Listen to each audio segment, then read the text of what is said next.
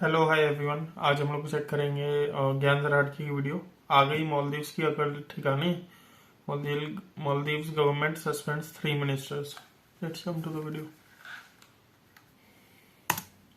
दोस्तों जय हिंद, वंदे मातरम। मेरा नाम है सौरभ मशहूरी और आप देख रहे हैं ज्ञान जराहट की। और आज इस वीडियो में हम लोग एक बार फिर से बात करने जा रहे हैं मालदीव्स के बारे में, क्योंकि कल जो कांड हुआ मेरे हिसाब से आप लोगों को पता ही। और कल हम लोगों ने वीडियो बना के बात करी थी कि भैया मैक्स टू मैक्स 30 दिन पकड़ लो, 30 दिन में इनकी अक्ल ठिकाने आ जाए। बट इन रियलिटी 30 दिन भी नहीं लगे। और 30 दिन तो क्या साहब, ये लोग 30 घंटे भी नहीं टिक पाए। सुबह कोल्ड वॉर शुरू हुई और शाम होते होते खुद इन्हीं के सेनापति ने अपने ही सैनिकों को ठोक दिया। बोले तो भाई निपट गए। और फाइल भी ऐसी निपटी है साहब कि इनको बहुत लंबे समय तक याद रहेगी। और सबसे बड़ी बात, इस कॉन्फ्लिक्ट में मालदीव्स की ये करंट लीडरशिप की जो फाइल निपटी है, इसमें इंडियन गवर्नमेंट का इनपुट तो बिल्कुल मिनिमम है। भारत के लोगों ने ही फाइल निपटा दी। लेकिन उससे पहले मैं आज आप लोगों के लिए एक ऐसी डील लेके आया हूँ जिसे सुनते ही आप लोगों के होश उड़ जाएंगे। आप लोगों को मिल सकती है एक ब्रांड न्यू एसयूवी कार, वो भी सिर्फ ₹1 में। भाई 8 जनवरी को बेंगलुरु बुल्स और पटना पायरेट्स के बीच में प्रो कबड्डी लीग का मैच है। मैच से पहले डिस्क्रिप्शन में दी गई लिंक से जाके डाउनलोड करो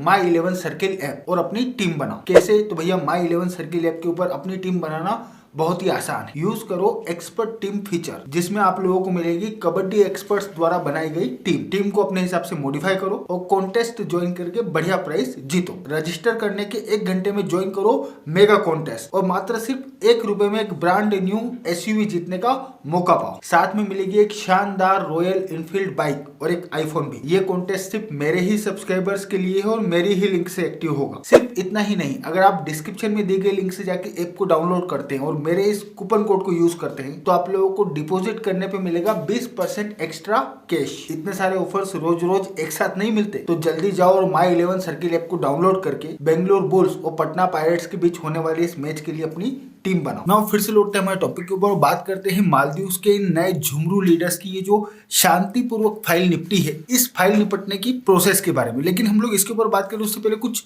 पॉइंट्स हैं जो मेरे हिसाब से आप लोगों को माइंड में रखना चाहिए। सबसे पहली बात, मालदीव्स और भारत कोई शत्रु देश नहीं है, बल्कि मालदीव्स और भारत दोनों ही कंट्रीज एक मित्र देश है। और मित्रता भी ऐसी के इतिहास में जब जब मालदीव्स को किसी भी तरीके की जरूरत लगी है, हमेशा भारत ने सबसे पहले, मतलब वाकई में सबसे पहले, हर कंट्री बाद में आती है, सबसे पहले मदद करने के लिए भारत पहुंचता है। सो हमेशा ही सबसे पहले जाके भारत ने मालदीव्स की मदद करी। साल 1988 में मालदीव्स के अंदर तख्ता पलट करने की कोशिश की गई। उस वक्त भी इंडियन एयरफोर्स ने जाके मालदीव्स की मौजूदा गवर्नमेंट और मालदीव्स की डेमोक्रेसी को बचाया। साल 2014 में मालदीव्स के अंदर वाटर क्राइसिस खड़ा हुआ, वहां पे लोगों के पास पीने के लिए पानी नहीं था, तो उस वक्त भी ऑपरेशन नीर चला के भारत ने मालदीव्स के लोगों तक पानी पहुंचाया। कोरोना वायरस, जब दुनिया की तमाम ह्यूमन राइट्स का ठेका लेके बैठी हुई बड़ी बड़ी कंट्रीज छोटी छोटी कंट्रीज के लीडर्स के फोन भी नहीं उठा रही थी, उस वक्त भी वो भारत था जिसने मालदीव्स को इमीडिएटली लगभग 6.2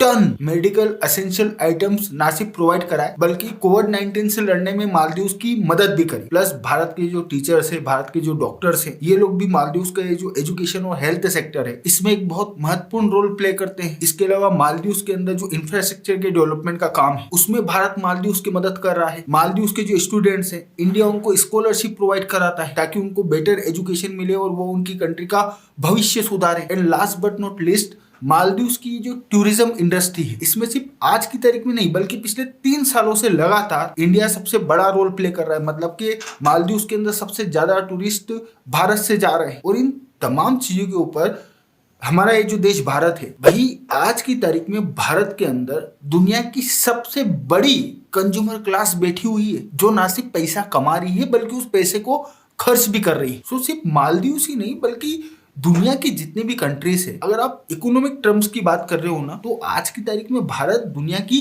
हर कंट्री के लिए सबसे ज्यादा महत्वपूर्ण मार्केट है। लेकिन इन तमाम चीजों के बावजूद भी मालदीव्स की जो मौजूदा गवर्नमेंट में बैठे हुए लोग हैं, इन्होंने किस तरीके से बिहेव किया। मतलब आप मुझे बताइए कि भैया भारत के प्रधानमंत्री नरेंद्र मोदी जी लक्षद्वीप के दौरे पे गए। उन्होंने लक्षद्वीप का एक पूरा दौरा किया और उस दौरे का वीडियो रिकॉर्ड करके इंडियन मीडिया में सर्कुलेट किया। और उस वीडियो में मोदी जी ने क्या बोला? यही बोला ना कि भैया भारत के अंदर भी बहुत सारी बेहतरीन बेहतरीन टूरिस्ट डेस्टिनेशन मौजूद है, जिनमें से लक्षद्वीप भी एक है। और अगर आप इस टाइप की किसी लोकेशन पे घूमने जाना चाहते हो जहाँ पे समुद्र बीच हो, तो आप लक्षद्वीप को पहले कंसीडर करो। तो अब इसमें मोदी जी ने क्या गलत बोला? भाई मोदी जी भारत के प्रधानमंत्री, इस देश के टूरिज्म को प्रमोट करने की उनकी जवाबदारी बनती है। और अपनी इस पूरी की पूरी बात में मोदी जी ने कहीं से कहीं तक मालदीव्स का नाम लिया? नहीं लिया। भाई डेफिनेटली टारगेट मालदीव्स ही था, लेकिन क्या मोदी जी ने अपने मुंह से मालदीव्स का नाम लिया? नहीं लिया। बट मालदीव्स की deputy minister of youth empowerment, information and arts ने मोदी जी के उस लक्षद्वीप वाले वीडियो के कमेंट बॉक्स में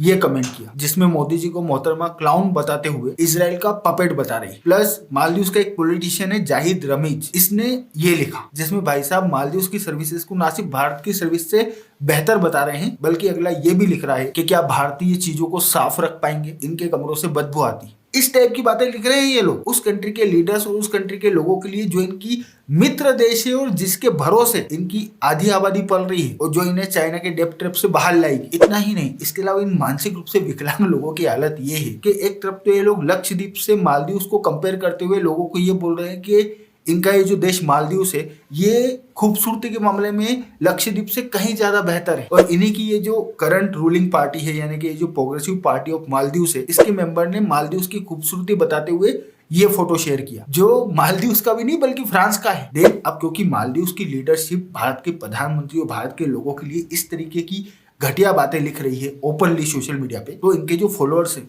वो क्या करेंगे? वो भी इस टाइप की घटिया बातें लिखेंगे ना, क्योंकि मालदीव्स की ये जो करंट रूलिंग पार्टी है, जिसके लीडर अभी मालदीव्स के प्रेसिडेंट की कुर्सी पे बैठे हैं, इनकी जो फैन फॉलोइंग है वो शुद्ध रूप से एंटी इंडिया हेट्रेड पे बेस्ड है। भाई इंडिया आउट नारे पे ही इन लोगों ने चुनाव लड़ा था ना। सो इनकी जो फैन फॉलोइंग है, उनके मन में इन लोगों ने पहले ही भारत के लिए ना सिर्फ जहर घोल रखा है, बल्कि वो खुद भी नफरत करते हैं, क्योंकि वो रेडिकल इस्लामिस्ट हैं। चाइना ने भले ही शिंजियान प्रांत में मुसलमानों के मुंह में सुअर का मांस ठूस रखा हो, उससे इन्हें कोई दिक्कत नहीं है, इन्हें दिक्कत है भारत से। खैर अब क्योंकि मालदीव्स की leadership openly social media platforms पे भारत के लीडर्स और भारत के लोगों के लिए इस तरीके की घटिया बातें लिख रही थी, तो इनके फॉलोअर्स ने भी फिर इसी टाइप की पोस्ट करना शुरू कर दिया। और इन्होंने लिटरली हर हद पार करी। इन्होंने पहले मोदी जी को गालियां देना शुरू किया, फिर भारत के लोगों को गालियां देना शुरू किया, फिर इन्होंने हिंदुओं को गालियां देना शुरू किया, फिर इन्होंने भारतीयों को गंदा बताना शुरू किया, फिर इन्होंने भारतीयों को घटिया बताना शुरू किया। मतलब ये लोग भारत और भारत के लोगों के लिए जितना बेकार लिख सकते थे,